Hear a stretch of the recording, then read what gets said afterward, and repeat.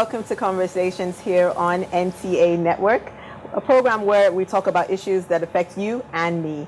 My name is Nika. We have a full house today, and I'll just leave everyone to introduce themselves before we get to the topic. Thank you. My name is Akobon Luike. I am a lawyer. I'm a consultant. All right, thank you. Thank you. Thank you for having me on the show, Nika. My name is Maria Saliu. I'm a clinical psychologist. Okay. Hello, everyone. Thank you for having me on the show. My name is Dr. Eba Shaibu. I'm a medical doctor and an addiction specialist, a mental health practitioner as well. Thank you, Nika. Hello, everybody. I'm Dr. Winfe Ahato Eneka. I'm a consultant psychiatrist. Hello, everybody. My name is Mom Deva Mom, and it's good to be with you again today. All right, so what we're talking about in the conversation room today is mental health. It's a topic that has been thrown about in some ways appropriately and even other ways not so appropriately. So we have a full range of guests who are specialists and experts in their fields, and they'll be breaking it apart one after the other so that we can understand exactly what mental health is all about. We'll be right back after this. We'll take a short break.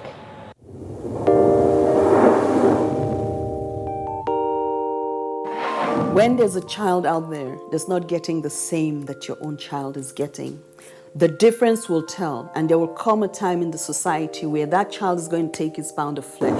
Where you can actually, everything from watching a program with the child, you can start up the conversation from something on the TV and say, oh, you know. For me, it's like, hurry up with this business. And the other one said, Auntie, it's not about me, it's about the guys. They're not ready to marry. Yes. If she wants to ask something, no, I know my mother very well. In fact, the most interesting one is when I put up pictures on WhatsApp, you know, Snapchat filters and all that, she will call me, remove that picture. There was a day, I got tired of all that and I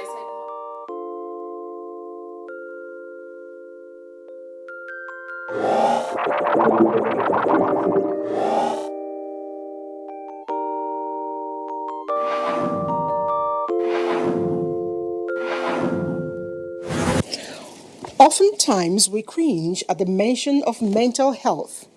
Truth is, it is real and bound within us. In Nigeria, an estimated 20% to 30% of our population are believed to suffer from mental disorder. This is a very significant number considering Nigeria has an estimated population of about 200 million people. Unfortunately, the attention given to mental health disorder in Nigeria is at best mentioned. The level of awareness of the Nigerian public on mental health issues is also understandably poor. Thus, the misconceptions regarding mental health continue to flourish. Mental health disorders are not easily noticed, but the burden of mental health disorder in the society is projected to reach about 15% by the year 2020. By this time, it is estimated that common mental disorder such as depression, anxiety, and substance abuse-related disorders will disable more people than complications arising from HIV/AIDS, heart diseases, accidents, and war combined. This is an astonishing statistics and poses serious questions as to why mental health disorders are not given more attention than it currently receives. The above statistics are rather very alarming, and in the light of a recent suicidal episodes recorded in parts of Lagos, particularly the Third Mainland Bridge, obviously those are just a tip of the iceberg. It forces a rethink in our general attitude to mental health. It also questions our current maintenance of the status quo. The 2016 World Health Organization aims on mental health system in Nigeria made some telling revelations. It reported that there is a considerable neglect of mental health issues in the country. Agreed, there is an existing mental health policy document in Nigeria, but it was formulated way back in 1991. Since its formulation, no revisitation, no revision has taken place.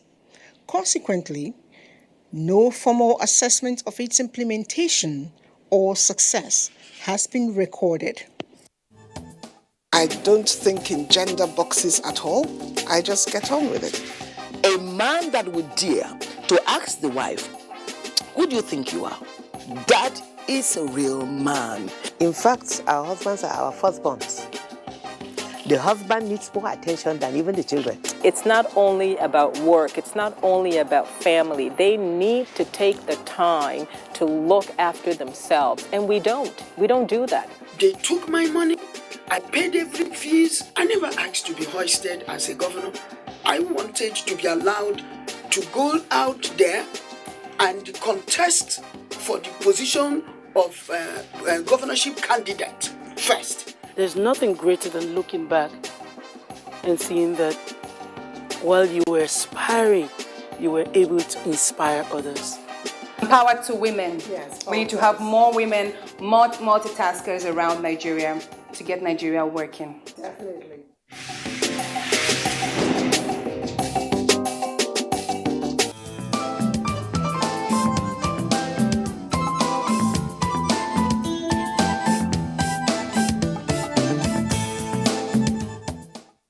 We're in the conversations room today and we're talking about mental health.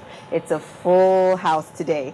We have Dr. Winifeh, which I'll start with you. Maybe you want to tell us exactly what is mental health for people who are listening and don't understand exactly what that means. Okay. The two different things. There's mental health and the mental illnesses. Okay. So talking about mental health.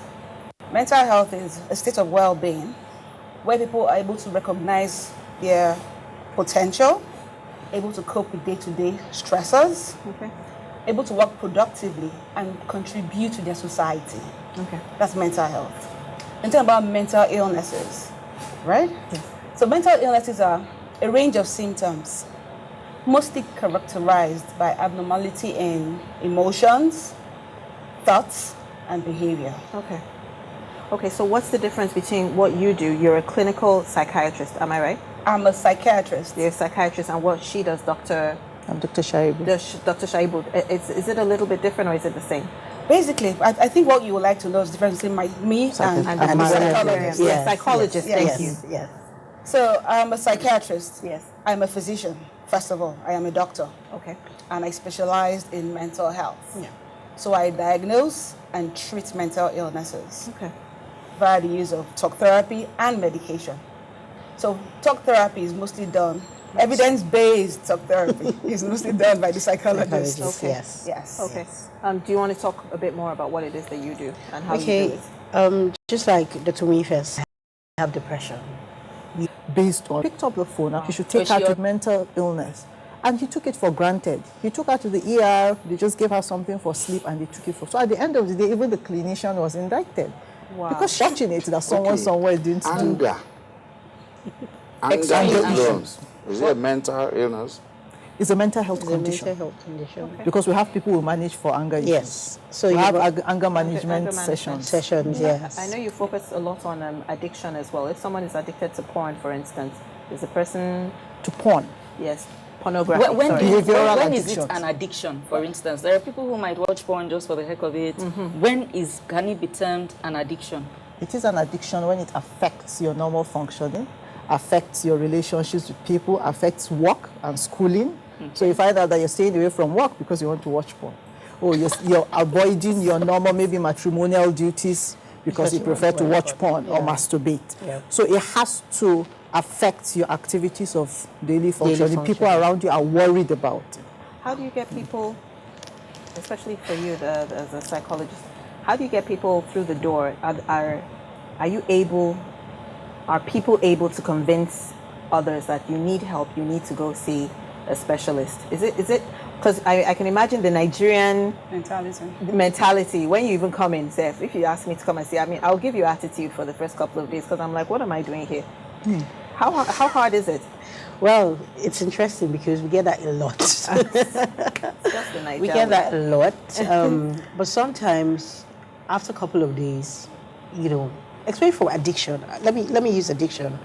For mental illness, at the early stage, you don't really get that because you know they're unwell.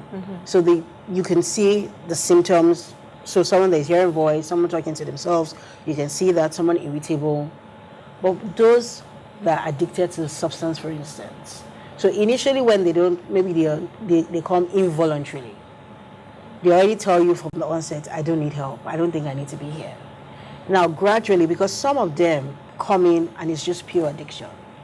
Now there's another level. Some come in and they have psychosis, which is a mental illness and the addiction together.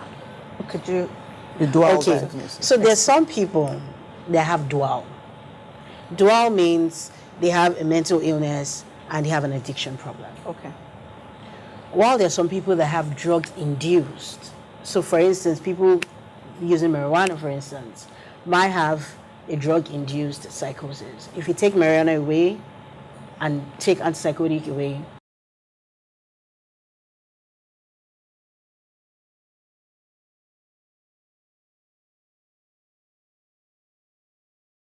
after a while, they should be fine. While you have the plain addicts, so people that are addicted to all sorts of drugs. So initially, it's a tough one for most of them. I'll say most of them, trying to settle in, because again, they have to stay in the center. They have to be there for 3 months.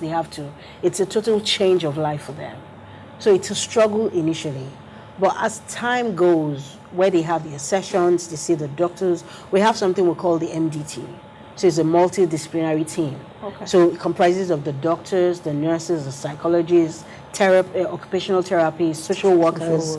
You know, it's a whole team that sits with this person and tries to assess their life, their drug use, what made them to start using drugs, their triggers, their cravings, you know, their friends, their family, all of those things. You do that in those MDT sessions. You have family sessions with families as well.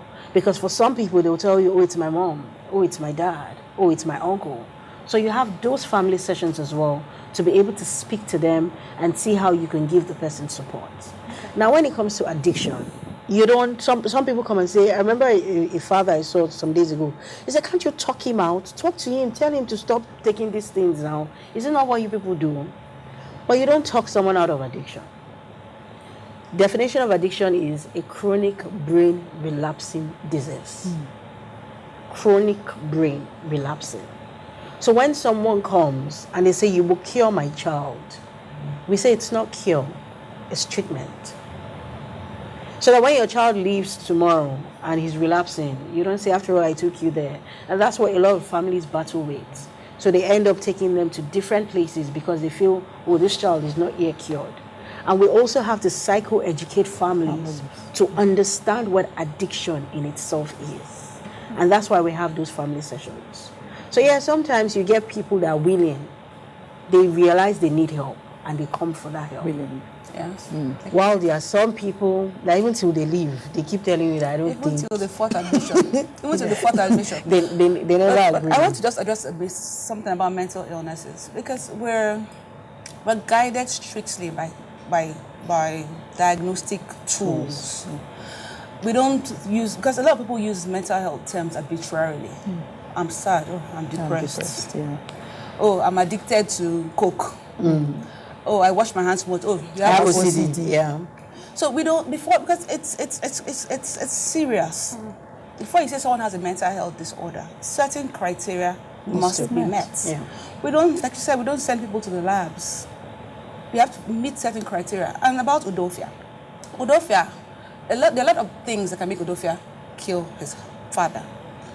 Auditory hallucinations, delusions of persecution, delusions of control. Sometimes they feel what I'm doing, I'm not the one doing it.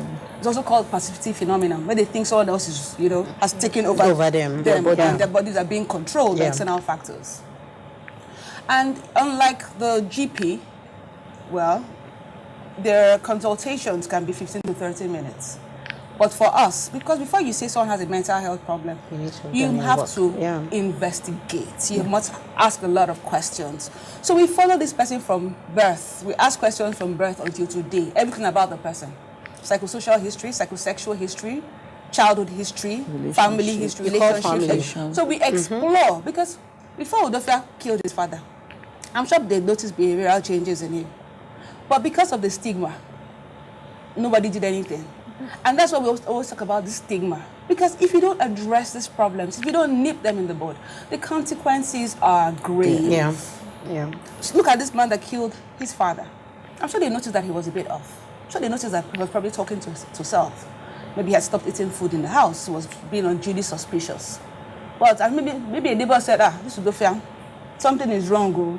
Take him to see a doctor. And they're like, oh, it's not our portion.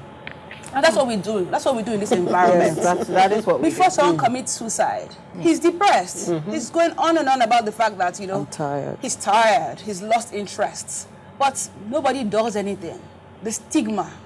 And it's this stigma that's paralyzed us, that has affected access to help. And that's why things like that happen. And before you say someone has a disorder, first of all, certain criteria must be met too. Is this behavior different from the norm? Is it dysfunctional? Is it affecting his occupational functioning? Is it affecting his social functioning? Is it distressing to him? So, so I think we need to talk a lot about the stigma, because if we can nip these things in the bud, more people will come out to talk. More people will come out to talk about it, and a lot of these dangers can be averted. Some tribes, I'm so sorry, Devanda, but some tribes and cultures, before you get married into a family, they do background checks where they try and find out if there is any a history of mental illness. Yes. So that brings me to the question: is mental illness also a genetic thing? Is it hereditary? Is it hereditary? Can it be passed from one family to the other? Okay, yeah. So it's interesting that our forefathers used to do that investigation, won't we say? So there's a reason they used to check, isn't it? Yeah. So for them to have checked, if you find out, you hear, oh, there's mental illness in their family, so my daughter isn't going to marry into that family. So there's a reason. So to answer your question, yes, there's a genetic component to mental illnesses. Causes, just like, I always like to refer to the physical illnesses because that's what people can relate with. Like with diabetes, you won't say, okay, just the fact that I take a lot of sugar means I'm going to come down with diabetes in future. So it's a multifactorial thing. Genetics, if I go see a doctor, he wants to find out if there's a history of diabetes in the family. Lifestyle, do I smoke? Do I take alcohol? My social environment, what sort of foods do I eat? So it's the same thing with mental illnesses. Biological, psychological, and social factors. So the biological factors, genetics. So if you have a parent or a sibling who has a mental illness, it increases your chances of having a mental illness. It's not an all unknown, yes. So it just increases your chances. Then now psychological issues. Oh, have I lost a loved one? Did I just lose a job? Did I lose a child? So psychological stressors, environment. Again, now social factors, marriage, divorce, So all these things come together to increase the chances or determine if someone is going to come down with a mental illness. It's a complex interplay. It's a complex, yes. Interplay. So your genes are like a heavily loaded gun. What will pull the trigger? Your lifestyle. Yeah. Lifestyle. It's just like us talking about addiction as well. So just sitting down. So someone that, for instance, genetically, they probably will be predisposed to having a mental illness, and they start abusing substance. So they have pulled to that trigger. They have pulled the trigger. Lifestyle. And that's why two people use cannabis. Yeah. This one is using cannabis and he's doing fine. He's doing fine. This one smokes cannabis once. And he's on the street. And he's on the street. Something happens. That genetic predisposition. So the layman will say, oh, his head is not strong, that's why. So that's how they understand it. You But have it's the genetics. caged us from using the word madness. Say mental illness. I'm happy you are an Igbo person. I don't mind, I will speak it in Igbo and interpret it. In other words, I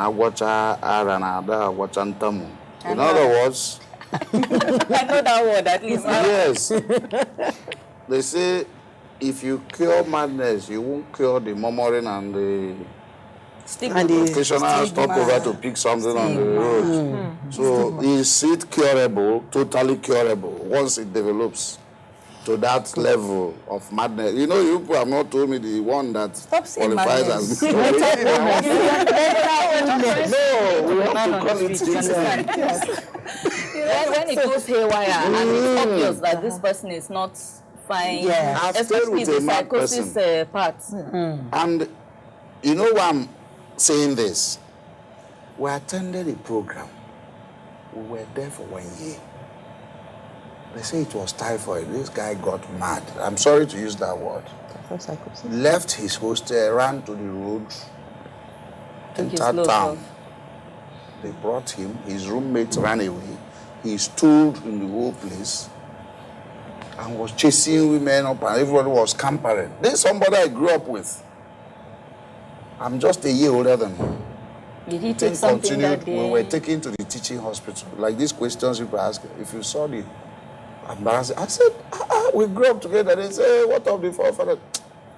They finished nothing. They took him to a prayer house.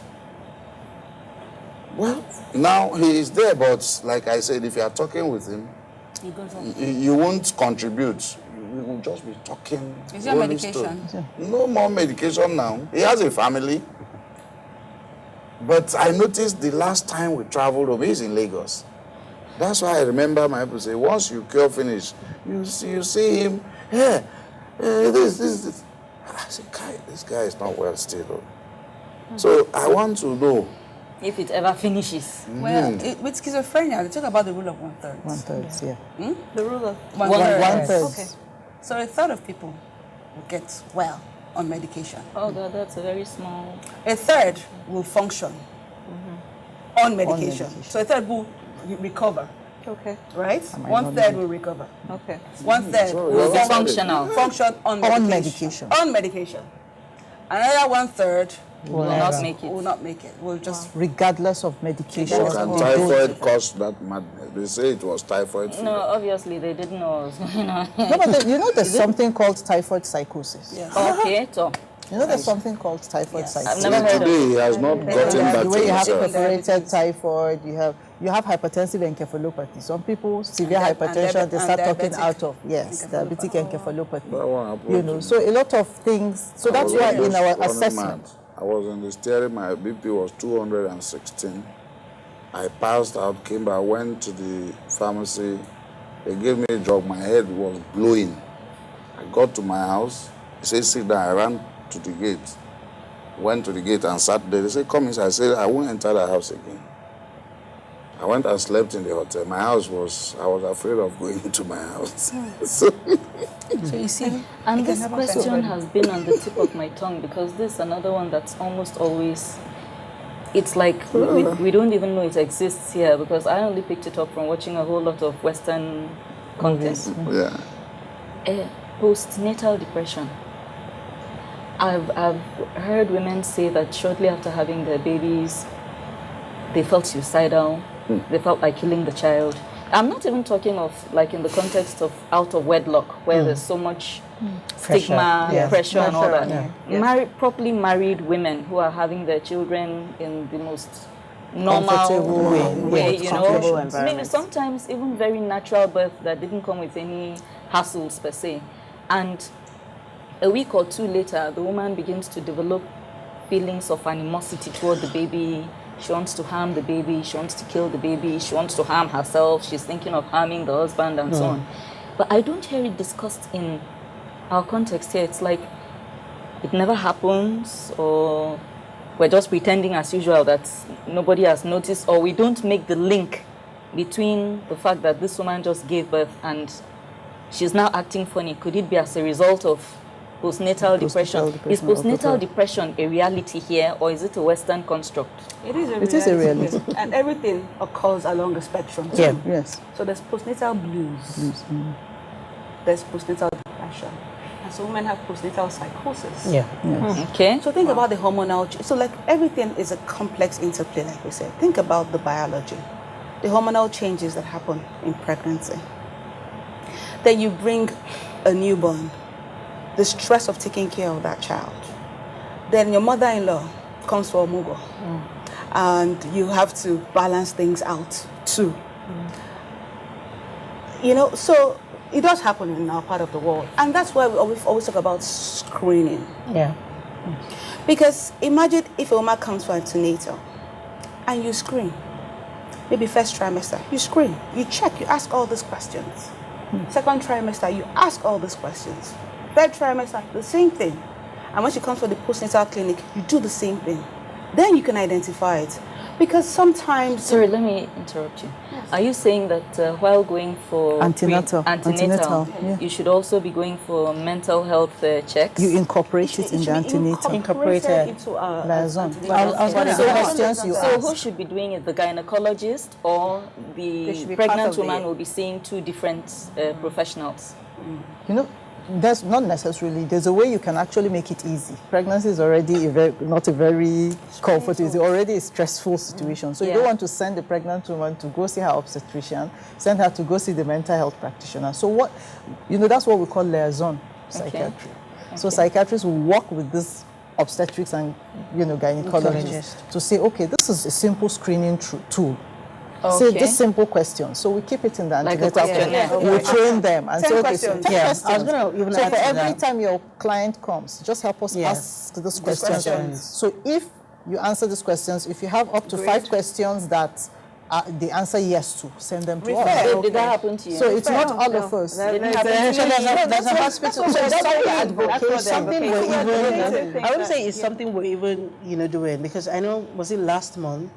There was one hospital we're trying to liaise with. This one wasn't even for postnatal. It was for IVF, for instance.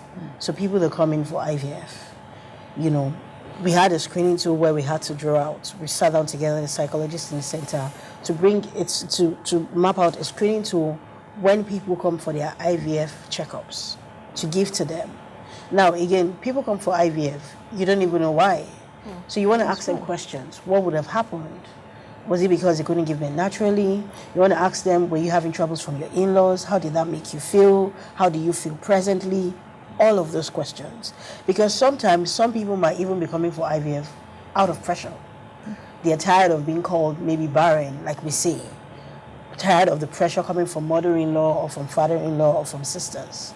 So when you have that liaison with the hospital, and that's one of the things we're really propagating, that hospitals will be able to work not just independently on their own, but also with the mental health facilities, to be able to, when someone even walks in and say, I have a headache, there should be something that you can just do briefly and screen for other things, like a brief intervention tool.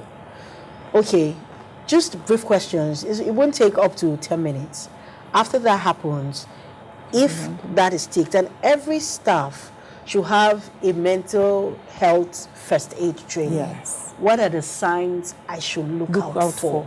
If someone says, oh, I'm sad, you want to find out, because depression is, have you been sad for more than 2 weeks? Persistently. 2 weeks or more. Persistently.